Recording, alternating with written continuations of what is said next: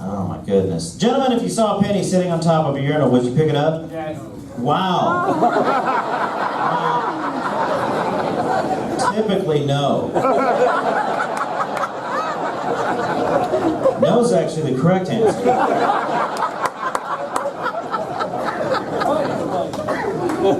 And then you got to get to a quarter. Would you pick up a quarter? Now, in Plano, you can go all the way to $1 and they still won't take it. Because they know that inflation does not make money cleaner. But y'all's boundaries are flimsy. That's cool. It's different for different people. If I saw a quarter sitting on top of a urinal, I would just assume that someone had next. You called it, man. Get me in this game. Play this game. Will you take your drink in the bathroom? I will too. A lot of people won't. They won't take their drink in the bathroom. And then they'll shame you if you take your drink in the bathroom a lot of times. But you take your lips in there.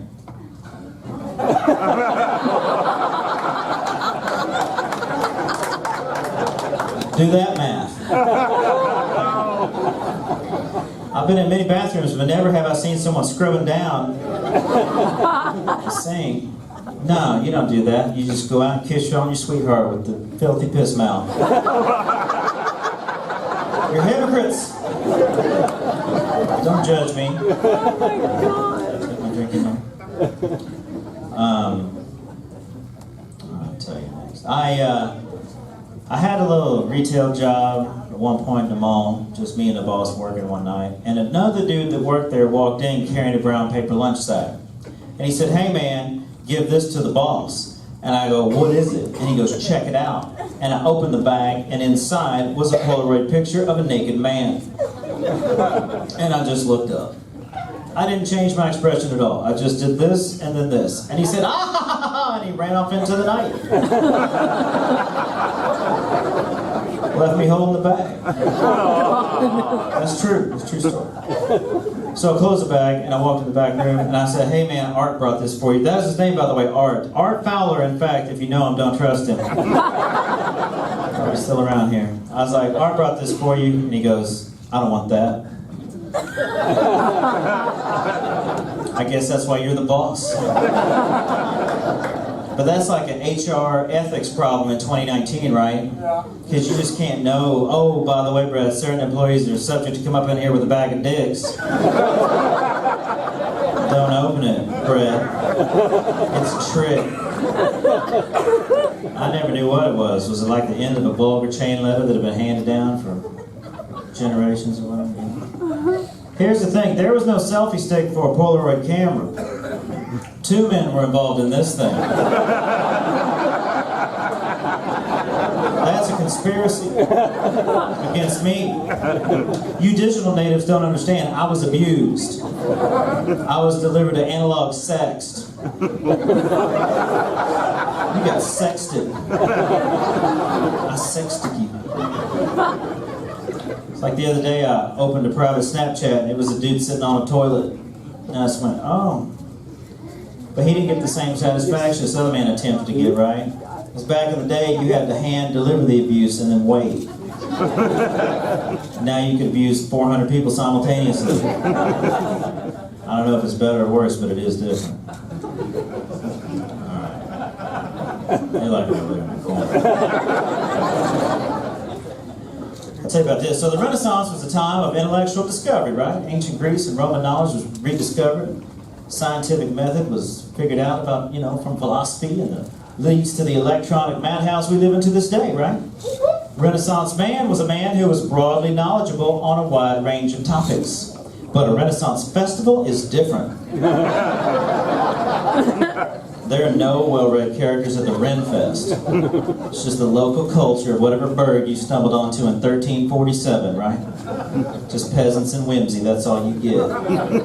I was in there as a child. I was like, pay $5 to play this chicken bingo game. You can make a chicken shit in a square, you win a prize. Oh, sign me up, Dad. So here I am. I got a square, I got a chicken involved, right? Like I got grass. I'm feeding the chicken grass. What do I know about how a chicken moves its bowels? Nothing. I'm from the city. I'm not from the land. This chicken needs protein. Bugs, people. That's who won Chicken Bingo. I don't know, who won it? Someone who showed up with a spider, you know, like something else. I felt like I'd fallen into the trap of a medieval genius. Like, you come from the future with your ways, but you paid $5 to feed a chicken grass, fool. You know.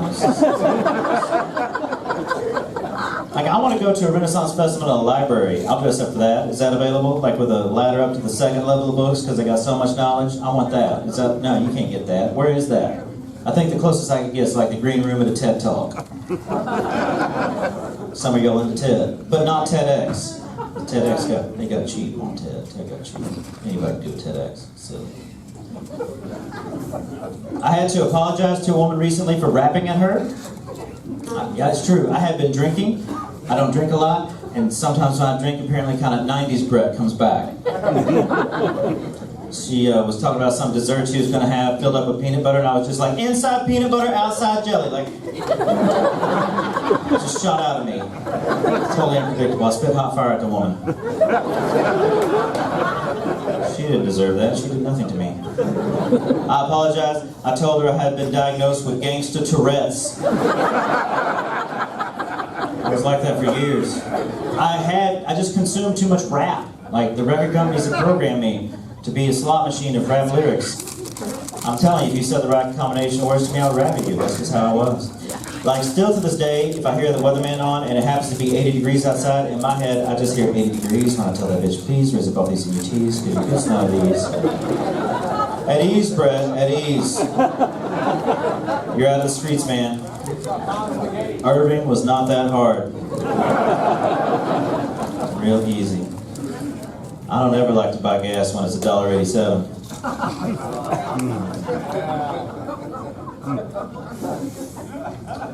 Some people overshare in real life. I have a woman friend, and she was talking to another woman co-worker whom she does not know well. And this girl's like, blah, blah, blah, I had anal last night, blah, blah. Right. So when the anal part came out, my friend did this. You know, she winced. She braced for the butt. As you do. And the girl tried to calm things down. She's like, no, it's okay. I have anal a few times a year. What?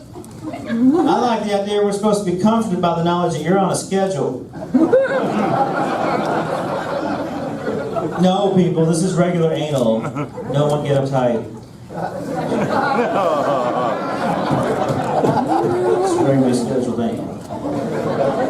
But you can't get that out at work.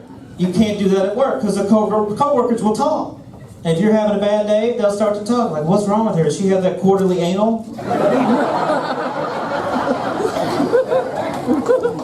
No, in fact, she still has rollover anal from last year. Use it or lose it, people. I'm not even sure what that means. But you understand, you gotta use it. Or you're gonna lose it. So I am old enough that when I was in high school, pierced ear was all we had to give your finger to the man. That was it. And then right after high school, the gauge showed up. You know, talking about the spacer, it grows in the earlobe over time to some indeterminate size. I don't understand it. I can't relate. Sometimes I see two dudes with two different size gauges. I wonder if they outrank each other. Some sort of hidden hierarchy, like the Knights Templar. A secret handshake. Like, how do you make the decision to move up to the next gauge? I don't understand that. Like, is there an earlobe consultant that you visit? Can you assess the physical limitations of my lobe, sir? How deep into this could I get? I saw a guy with the hoop gauge, like, at one point drilled through this part of the ear. Oh yeah, it was huge too, like the size of a nickel. So this man's actually defeated the purpose of the ear, which is to catch sound.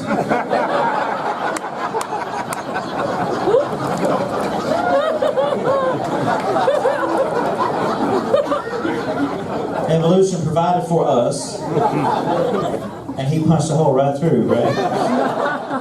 Huh? What? Yeah. No, he's no good in a crisis. Don't rely on him for help.